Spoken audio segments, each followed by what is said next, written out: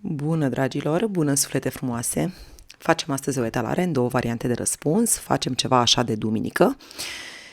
Încercăm pur și simplu să vedem care mai este relația dintre voi doi.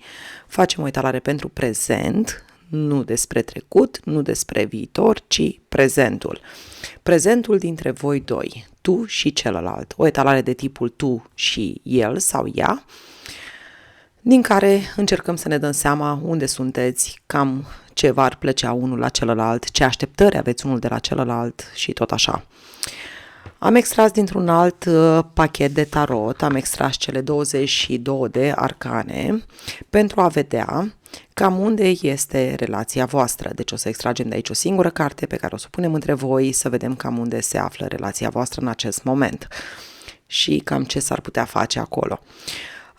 Aveți de ales între numărul 1 și numărul 2. Aici am pus și cele două personaje, energia masculină și energia feminină.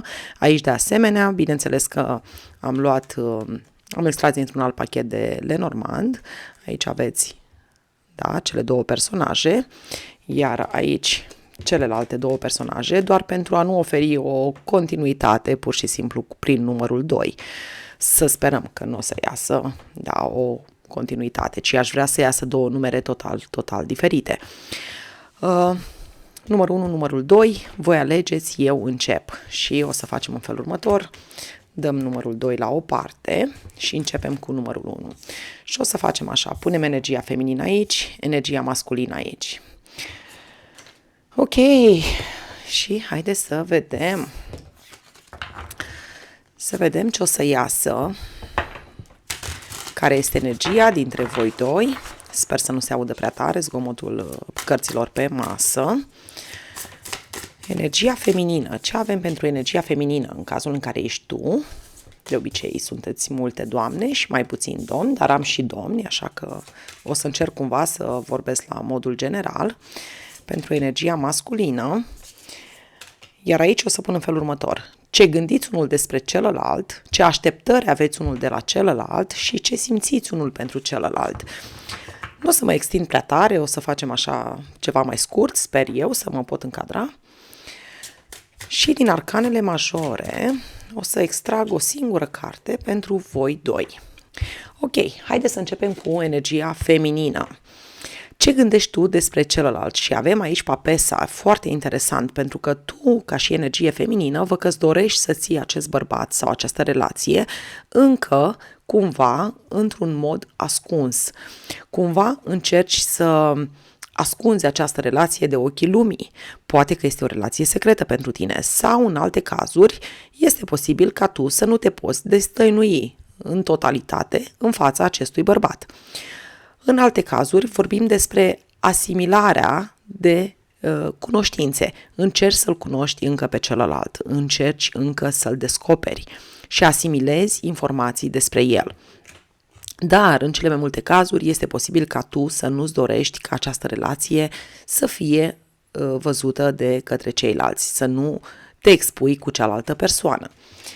Ce-ți dorești? Care sunt așteptările tale din partea acestui bărbat? Și avem aici asul de bâte, îți dorești pasiune.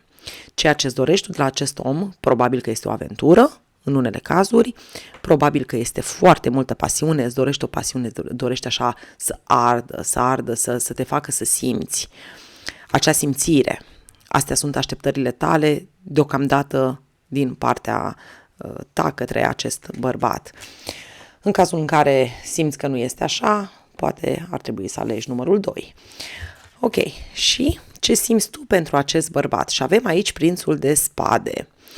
Sunt foarte multe gânduri. Vezi tu, în arcana asta a prințului de spade, sunt foarte multe gânduri, sunt foarte multe lucruri pe care tu nu le-ai lămurit încă în sufletul tău în legătură cu ceea ce simți tu pentru această persoană. La nivel așa de suflet, simți cum lucrurile încep să se transforme pentru tine chiar foarte rapid. Avem fluturașii ăștia aici care arată o oarecare transformare. Intuiția ta joacă un rol foarte important.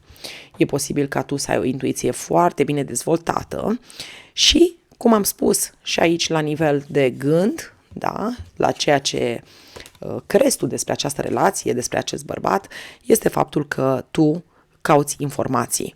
Cauți informații despre el, cauți informații despre caracterul lui, încerci să îl descoperi, încerci să fii foarte sigură, vrei să fii sigură de cine este el, de ce îți poate oferi el, cum ar fi viața ta alături de el și tot așa. Deci,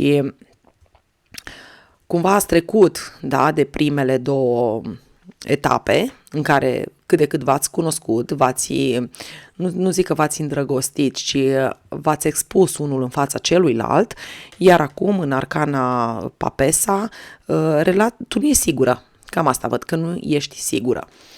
Dar îți cam aprinde așa ceva acolo în suflet.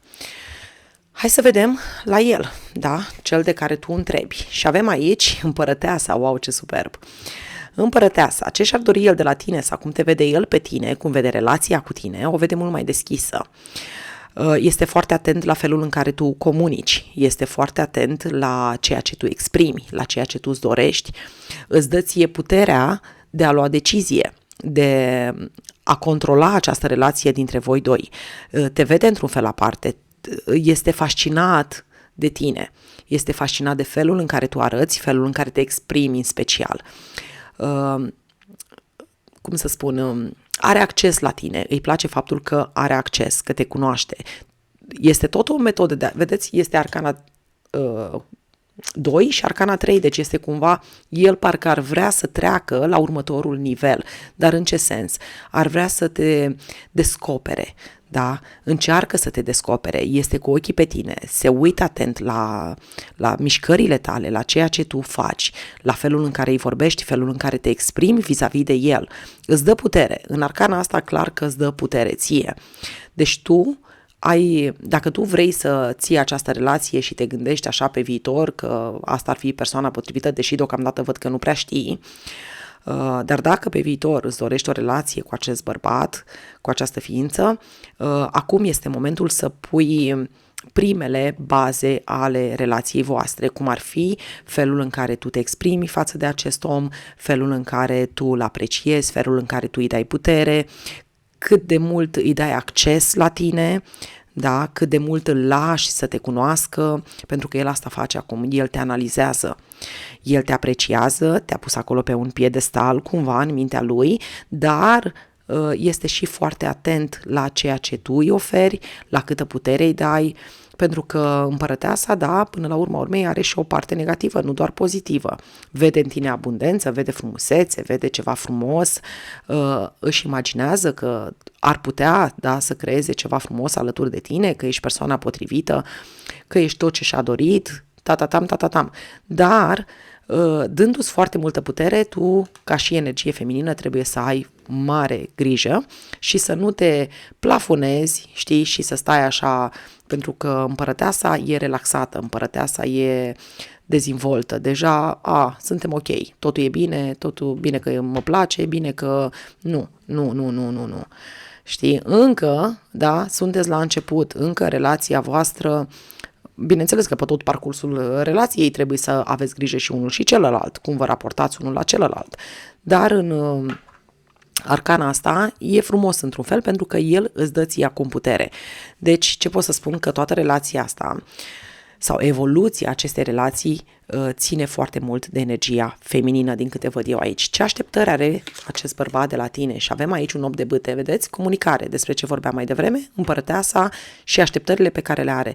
Comunicare, vrea să vorbești, este foarte atent la frecvența, da, pe care o transmiți atunci când vorbești, adică cum ridici tonul, cât de calm, cât de mieros vorbești cu el, cât de multă putere îi dai, cât îl apreciezi, ok, eu te-am pus pe tine pe un piedestal în mintea mea, da, și acum hai să vedem ce faci tu pentru mine.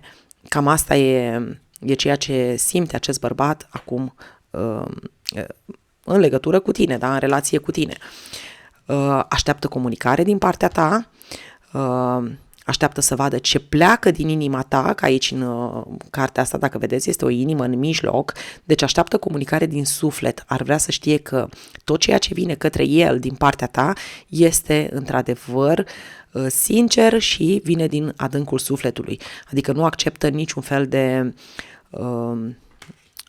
cum să spun eu, complimente sau vorbe mieroase care sunt superficiale, false și tot așa. Deci tot ceea ce îi transmiți este foarte atent dacă vine din interiorul sufletului tău și dacă într-adevăr tu simți asta. Și să vedem ce simte. Și avem aici un 8 de cupe. Deci aici aveți grijă pentru că în 8-ul ăsta de cupe mi-arată mie o oarecare detașare. Mi-arată mie faptul că omul ăsta vrea cu tot din adinsul, da, alături de tine, pentru că aici cărțile sunt un pic diferite. Bine, dacă interpretezi așa 8-ul de cupe, înseamnă o oarecare detașare. Deci mare, mare grijă pentru că tu te-ai făcut foarte confortabilă în viața acestui om și cumva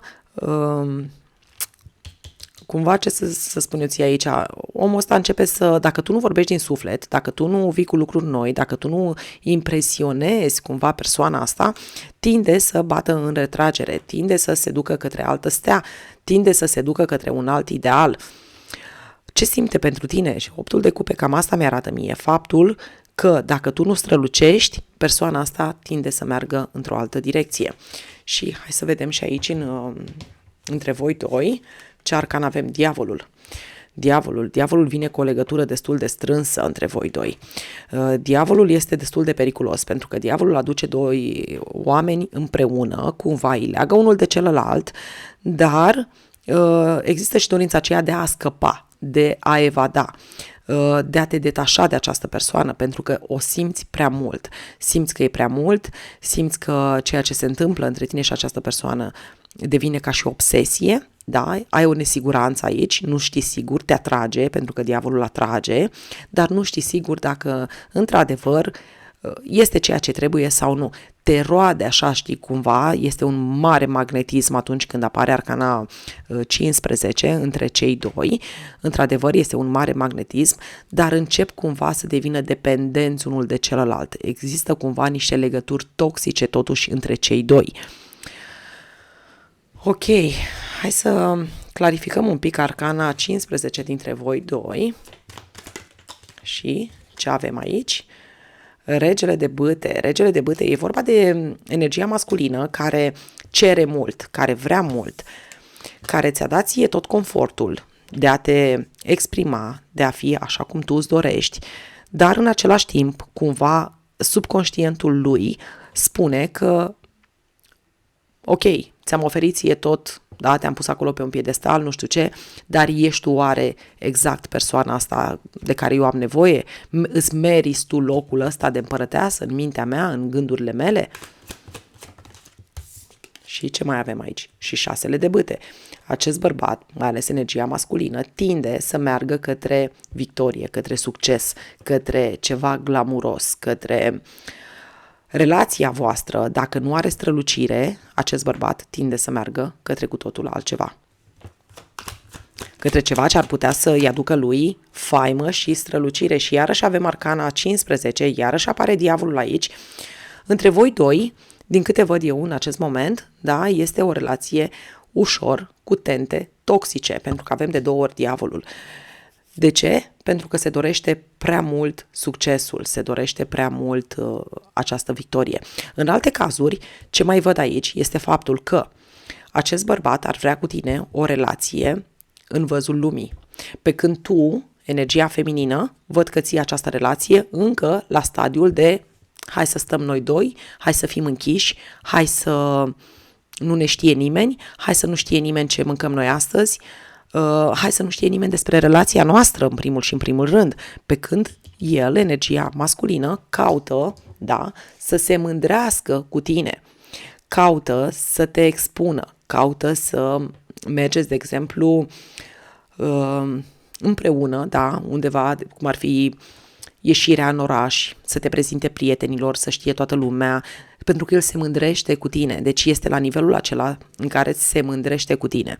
Îi place felul în care arăți, ar vrea să știe toată lumea ce îi place lui, ce alegere a făcut el. Uite măi ce femeie frumoasă mi-am găsit eu.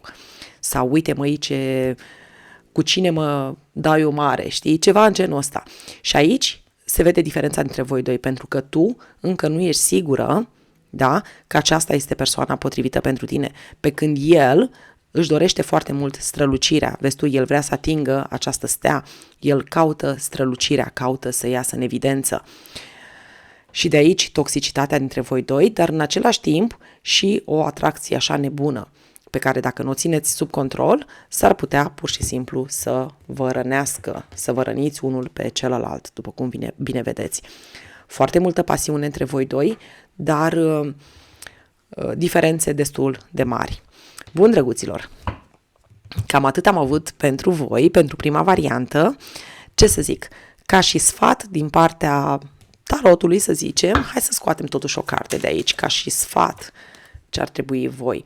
Da, vedeți aici apare că nu este suficientă chimie între voi doi pentru a ține această legătură pe masă, în picioare, da?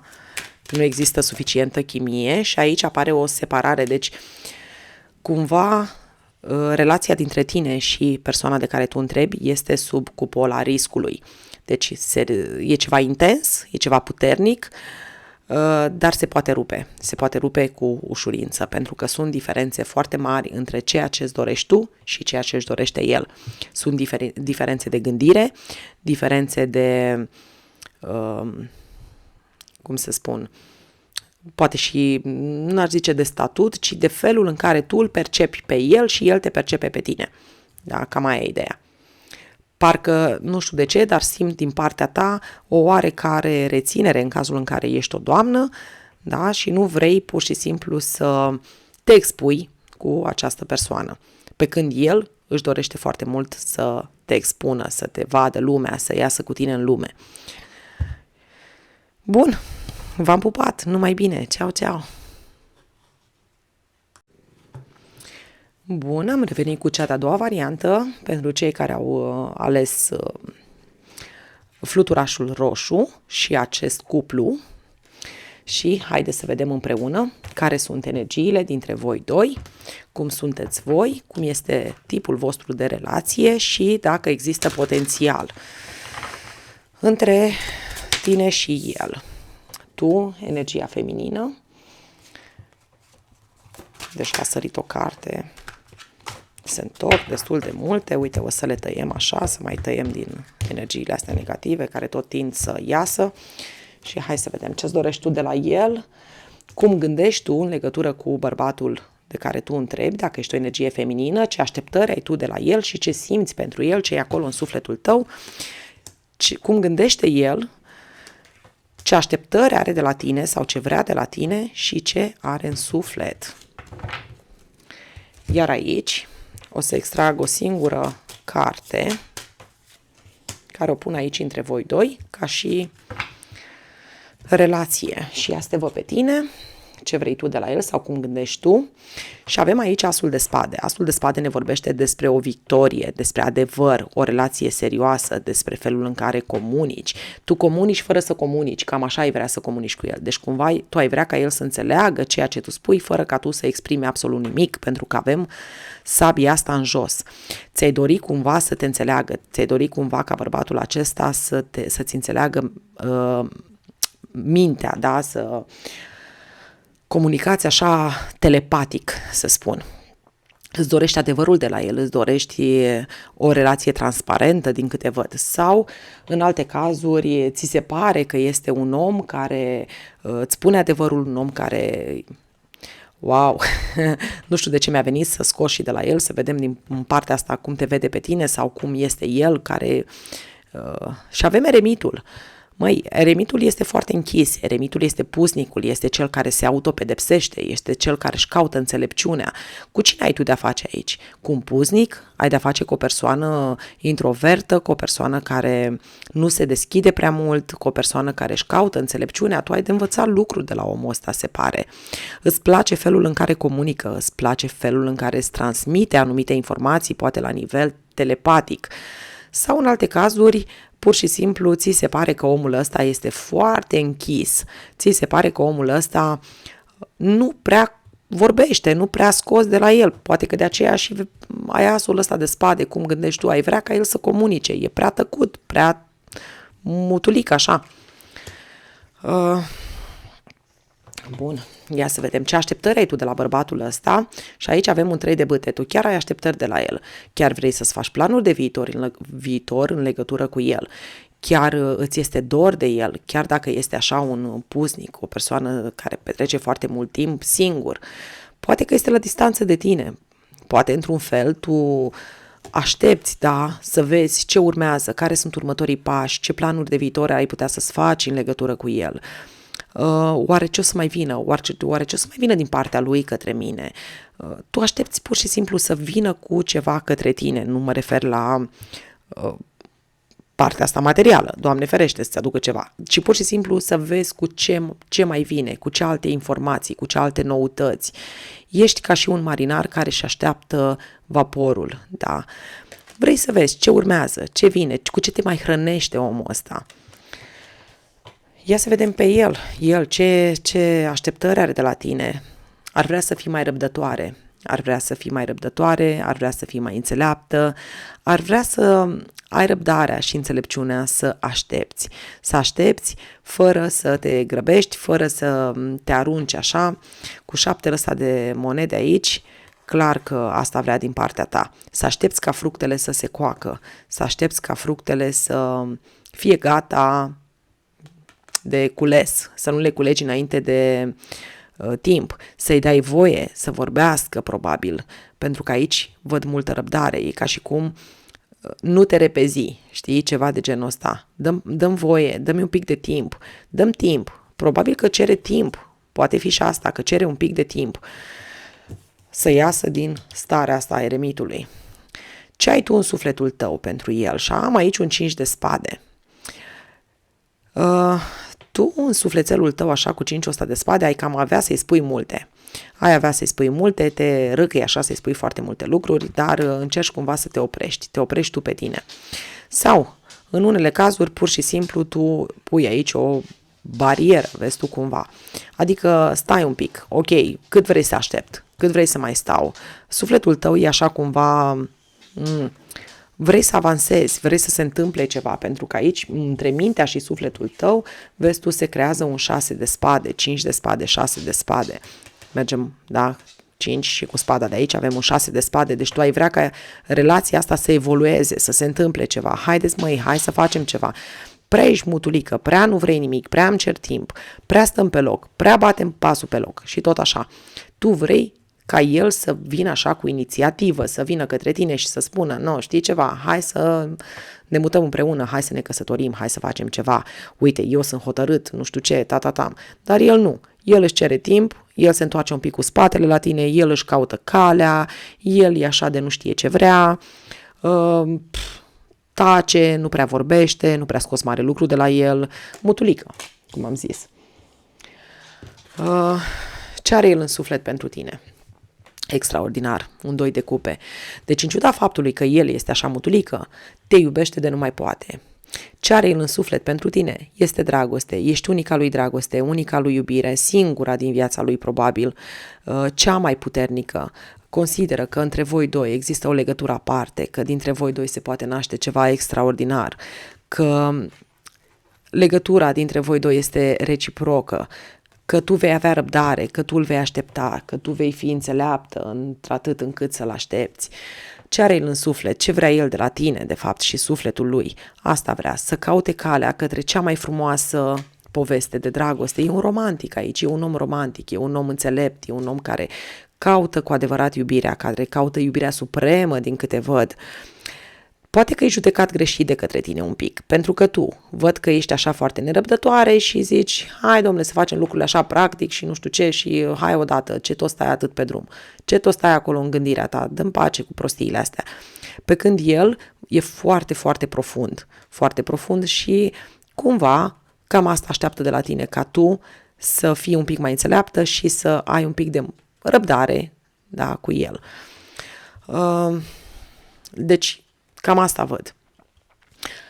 Arcana dintre voi doi, Papesa. Papesa vine cu acumularea de informații. Poate că este o relație secretă, poate fi și asta, da? Papesa cam asta arată. Poate că nu vă puteți expune în fața celorlalți. Poate că există un soi de relație interzisă între voi sau care încă nu poate fi arătată lumii. Nu prea comunicați adică și dacă comunicați unul cu celălalt, nu vă expuneți atât de mult. Poate că nu aveți contact fizic prea mult. Poate că încă tainele dintre voi doi nu s-au, cum se spune, am un lapsus acum, nu s-au dezvăluit, da. Sunt atât de multe lucruri, sunt atât de multe mistere între voi doi. Nici el nu te cunoaște prea bine pe tine, nici tu nu-l cunoști prea bine pe el. Tind să cred că este o relație oarecum la început, chiar dacă poate că aveți, nu știu, vă cunoașteți de 3-4 ani, mai sunt atât de multe lucruri pe care nu le-ați descoperit unul despre celălalt și tot așa. Hai să clarificăm papesa, relația dintre voi doi, să vedem ce alte cărți mai apar pe lângă și avem aici transformarea. Deci, în cazul în care probabil că acest bărbat nu se va deschide în fața ta, tu s-ar putea să iei hotărârea să schimbi ceva. Pentru că avem Arcana 13, unde tu vrei ca tot ceea ce este acum între voi doi să ia odată sfârșit și să mergeți către altceva. Să mergeți către o evoluție, să nașteți altceva, să fiți un pic mai deschiși, unul vis-a-vis de celălalt. Și magicianul, vai, extraordinar.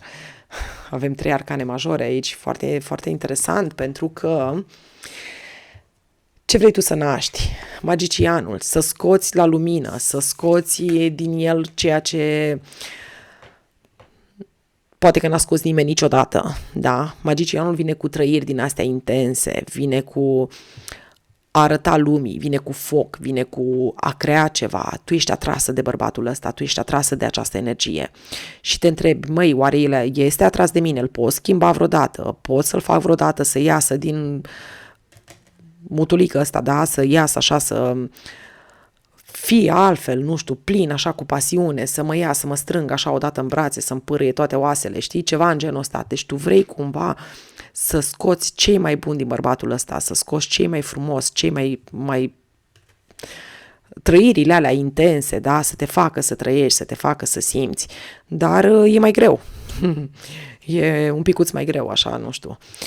În alte cazuri e posibil ca el să-și dorească asta, el să se blameze cumva sau să-și dorească, măi, eu vreau să creezi ceva frumos, eu vreau să creezi ceva magic între noi doi, eu mă simt foarte atras de femeia asta și totuși nu mă pot exprima. Aici avem eremitul și avem marea preoteasă, deci bărbatul ăsta este foarte închis în el, nu poate exprima ceea ce simte. Papesa nu vorbește. Să nu uităm că papesa nu prea vorbește, papesa nu prea comunică, ci mai mult se uită la tine, da, și gândește, desface firul în 4. Eremitul, de asemenea, este un om care analizează fiecare vorbă pe care tu o spui. Aici tu ești cea care comunici, tu ești cea care vrei să vorbești, tu ești cea care vrei să exprimi, pe când el doar asimilează. Asimilează informațiile pe care tu îi le transmiți acum, asimilează tot ceea ce vine din partea ta și ușor, ușor, da, în sufletul lui se naște această iubire pentru tine dacă tu știi să exprimi într-un mod frumos. Încă sunteți în arcana asta a magicianului, încă încercați cumva să arătați celuilalt un pic mai mult decât ceea ce sunteți. Încă vă uitați în oglindă și vă gândiți, măi, oare lui îi place că mi-am făcut părul, nu știu, creț sau că mi l-am îndreptat? Încă îți mai pui tipul ăsta de întrebare, da? În momentul în care știi că urmează să te întâlnești cu această persoană. Și el la fel. În continuu se uită în oglindă, se analizează, oare sunt suficient de bun pentru ea, oare arăt într-adevăr bine, oare ar trebui să schimb ceva la mine. Dar cred că amândoi faceți asta. Ce ar cam trebui să schimbăm? Oare i-ar plăcea dacă aș fi nu știu cum? Și tot așa. Dar nu prea comunicați. Nu prea comunicați sau relația dintre voi este oarecum ascunsă. Hai să văd și de aici un mesaj, ce ar trebui voi să faceți. Aceasta este persoana aleasă, este alesul sau aleasa și totuși ambii purtați măști. Vedeți? Cumva ar trebui să vă dați măștile astea jos, unul în fața celuilalt și să fiți corecți. Important este aici, pentru că majoritatea dintre voi sunteți femei, da? Important este felul în care tu, ca femeie, comunici cu acest bărbat. Este foarte important pentru că el stă și ascultă, el asimilează tot ceea ce tu îi spui și se gândește și le analizează și ți analizează fiecare cuvințel și ți analizează fiecare frază și ce a vrut să spună și de ce a spus așa și tatatam și dacă o să mă decepționeze, dacă o să sufăr, dacă... Cam asta e ce are el în minte. Scuzați-mă. Pe de altă parte, dacă tu ești bărbat și asculți această etalare, această femeie și-ar dori ca tu să fii un pic mai deschis, să nu mai analizezi atât de mult, să nu mai despici firul ăla în patru și să ieși un pic din cochilia ta, să fii ca un magician, să-i aduci din nou pofta de viață, să vii cu lucruri noi, să faci trucuri, chestii de genul ăsta care să aducă un pic de magie în viața voastră. Există foarte mult magnetism între voi doi, deși sunteți extrem de diferiți ca și energie și totuși vă completați perfect. Perfect. Și ce mai avem aici? Copii. Copii. Foarte interesant pentru că e posibil ca între voi doi, mai târziu, dacă nu există deja, să se nască un fruct al iubirii voastre, cum ar fi un copilaș. În alte cazuri, este posibil ca această relație, să fie secretă, datorită faptului că sunt anumite impedimente între voi, cum ar fi unul are copii care nu vor ca tatăl sau mama lor să se căsătorească, pentru că asta e o carte care împiedică. Deci poate fi în varianta pozitivă, ca dintre voi doi să iasă un fruct al iubirii voastre, cum ar fi copilaș, sau să vă cumpărați un animal de companie împreună sau chestii de genul ăsta, dar pentru alții dintre voi este posibil, ca în această relație să se interpună copiii voștri, dacă aveți. Bun, drăguților, cam atât am avut și pentru cea de-a doua variantă. A fost o etalare un pic mai diferită, cred eu, decât de obicei. Am încercat așa să facem un fel de analiză între voi și ce ar trebui să faceți și cum ar trebui să vă abordați unul pe celălalt pentru a face ca lucrurile să meargă. Bun, v-am pupăcit, numai bine, ceau!